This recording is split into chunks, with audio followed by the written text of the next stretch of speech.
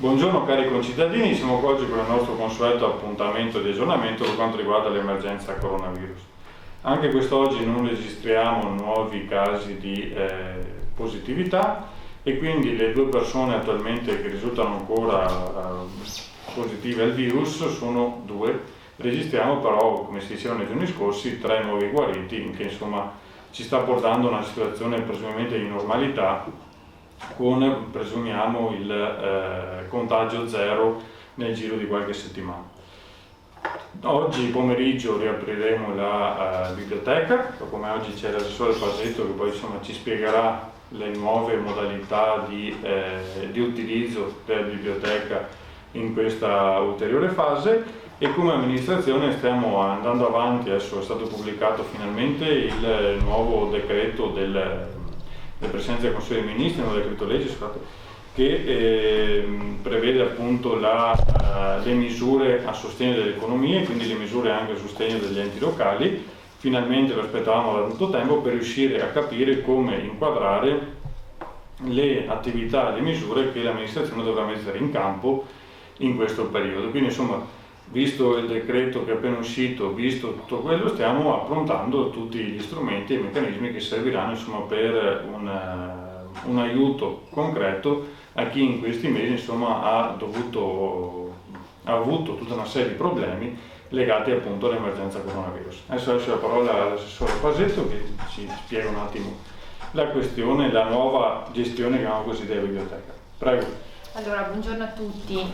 Come diceva il Sindaco, oggi pomeriggio riapre la biblioteca, riapre solamente per il servizio di prestito librario, per cui tutti gli altri servizi, quindi utilizzo delle postazioni internet e servizi Informa Giovani, per il momento rimangono sospese, così come le letture animate per i bambini.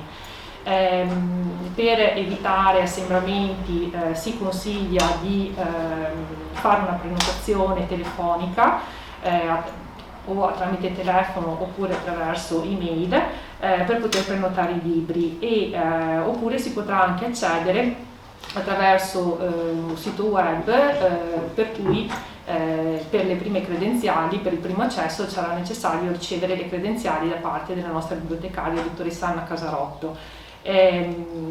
Si consiglia, più che si consiglia, insomma è obbligatorio entrare uno alla volta, muniti di guanti e mascherine, come facciamo già per tutte le altre attività in essere nel paese, e evitare anche assembramenti fuori dalla biblioteca. Se ci sono più persone, sempre buona la regola del distanziamento sociale di almeno 1 metro.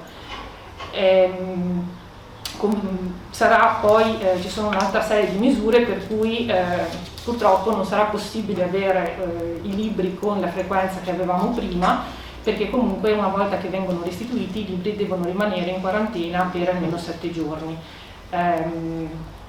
in modo tale ecco, da poterli sanificare per la restituzione poi agli altri utenti. L'orario rimane invariato, per cui avremo sempre il martedì dalle 9:30 alle 12:30, dalle 15 alle 18, il mercoledì mattina 9:30 alle 12:30, il giovedì il pomeriggio dalle 15 alle 18 e il venerdì dalle 9:30 alle 12:30. Ecco, la dottoressa Casarotto è sempre poi a disposizione per qualsiasi richiesta da parte vostra.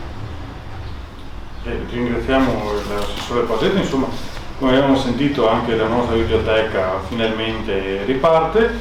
Siamo convinti insomma, che ci siano tutti una serie di piccoli passi che dovranno concretizzarsi anche il 18. Anche qua scontiamo sempre un po' di differenza tra le decisioni del governo e le decisioni della regione. Speriamo che entro venerdì o sabato riescano a trovare un punto di incontro in modo da garantire delle aperture sia in sicurezza, sia però che siano aperture reali e non con distanziamenti che magari andrebbero a pregiudicare ulteriormente un tessuto sociale che sta già vivendo insomma, momenti di difficoltà.